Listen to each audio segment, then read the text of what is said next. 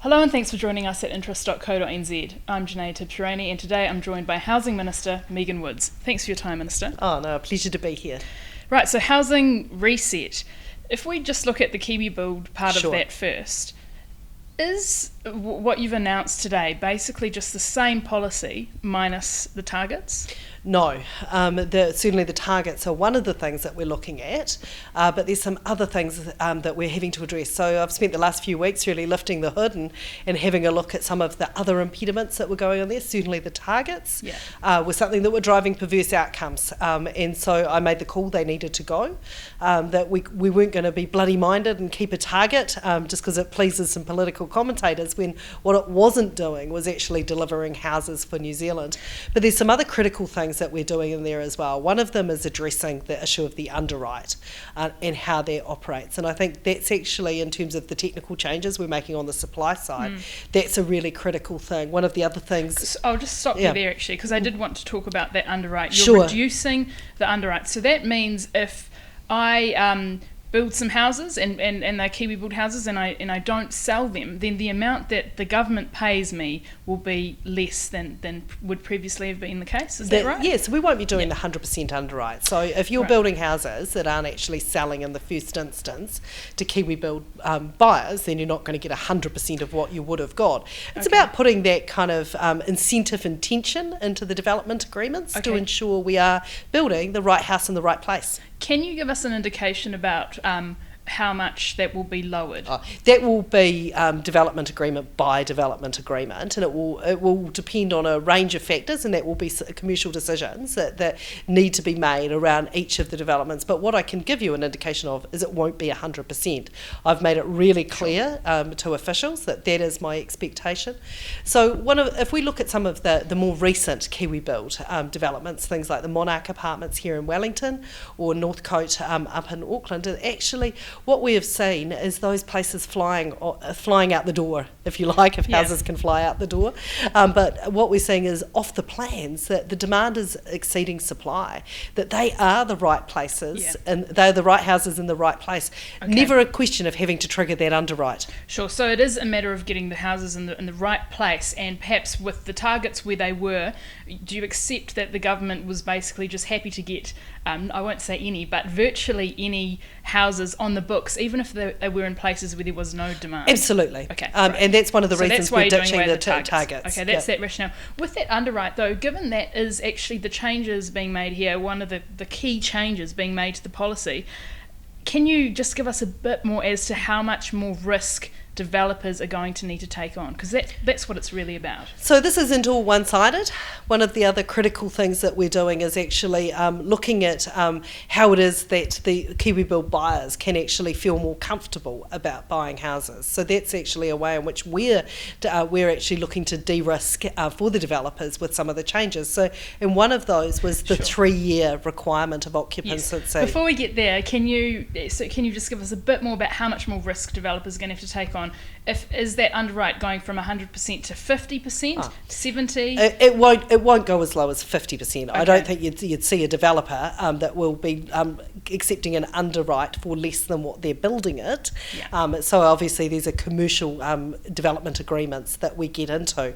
But what I can give you an indication, it won't be 100%. What we need to do is be incentivising developers to be really putting the energy into building houses that appeal to Kiwi Build buyers. That was my next question is, can you give us an assurance that with the reduced underwrite, there will still be that incentive for developers? Because developers are really key to this, absolutely, to the Kiwi Build program. And look, I've spent the last few weeks talking with developers and listening to them and hearing what the impediments from their perspective were, and making the necessary changes based on those conversations that I've had. One of the things that they really highlighted with me was around some of the most affordable stuff they can build is, of course, the 1-bedroom and studio units, but it was the requirement for 3 years occupancy policy that was really getting in the way of people having the confidence to buy those. And actually, when you think about it, it makes sense. If you are starting your career, or you've just entered into a relationship or got married and you're buying a house with someone, and you're in your 20s, to sign up for 3 years in a studio when you don't know if there's going to be an addition coming to the family, you don't know if your career is going to take you somewhere else, that was stopping people buy it. So one of the things that they brought to me is they saw that 3-year occupancy requirement as an impediment. So that's something that we've acted on. Okay. So I think that will give developers a lot of confidence that they know that actually we're looking to increase the demand there, the number of people that are equipped to purchase. Sure, broadening that pool. Absolutely. Which is interesting, because actually when the policy was announced, there was some criticism. People thought the pool was too wide with some of the criteria. But anyway, that's a different thing. We won't go through all those other tweaks being made there. But something I did want to talk about as well was shared equity and build to rent, progressive home ownership, or rent to buy. Currently, there are a number of community housing providers that offer these sorts of schemes, and I guess the government has signalled that it's interested in scaling these up. That's right. Can you tell us how much you want those community housing providers to be involved in the program that the government eventually delivers? They already are. That they're another group of people that I've been listening to and talking with over the last few weeks. They're really excited about the government getting involved. At the moment, over the 10 years that progressive home ownership's been undertaken by someone like the Housing Foundation, there's been about 400 odd people that have been able to be helped into it.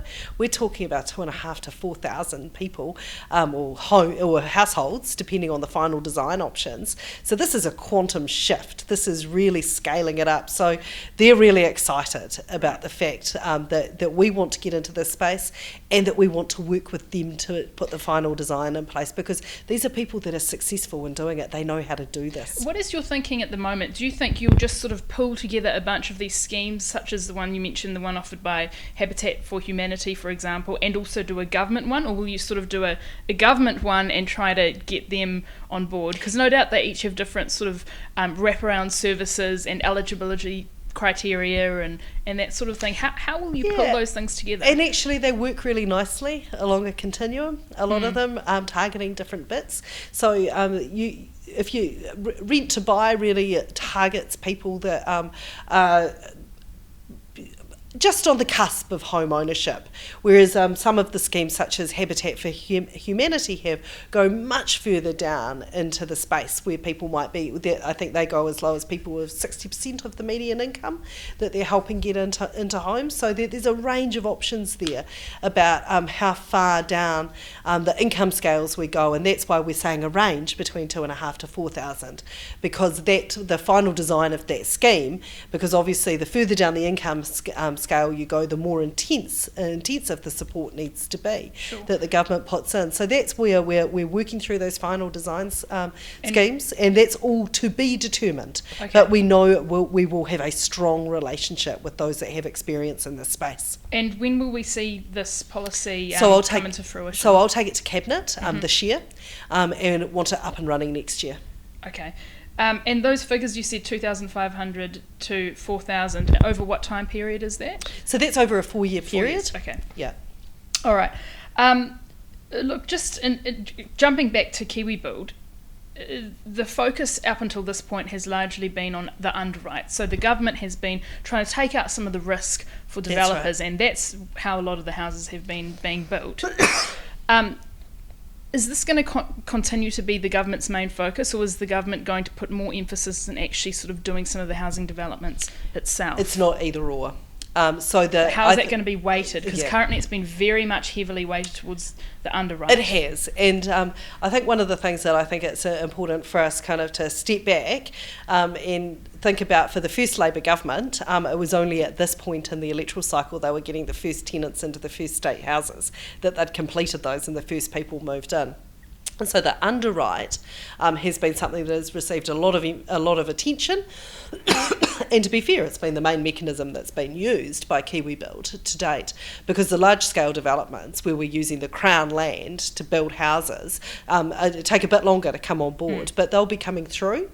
But we're not going to rely solely on the underwrite, and it's not either or.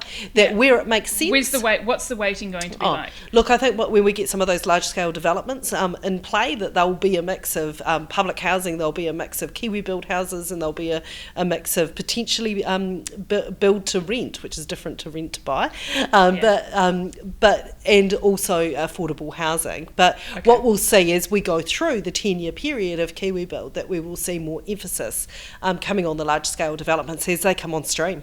Okay. Do you think house prices need to fall from the levels they're at now? Well, I think what we're seeing already in the 2 years we've been in government, that actually what we're not seeing is the high rates of growth in house prices, that we are seeing that there are more houses being built in the affordable end of the market, and that was always the intention of KiwiBuild, was actually to intervene in a market that was broken, that wasn't delivering houses below the caps that we set, and that I think is something that actually we can take a great deal of satisfaction. I drive around Christchurch at the moment and I see billboards for home and land packages for $460,000, which is $40,000 below the KiwiBuild cap. That tells me actually the market is starting to respond, and we don't need to be pulling on the lever quite as heavily there. Okay, Minister Megan Woods, thank you so much for your time. Really appreciate it. And I'm Janae Tibshirani from interest.co.nz.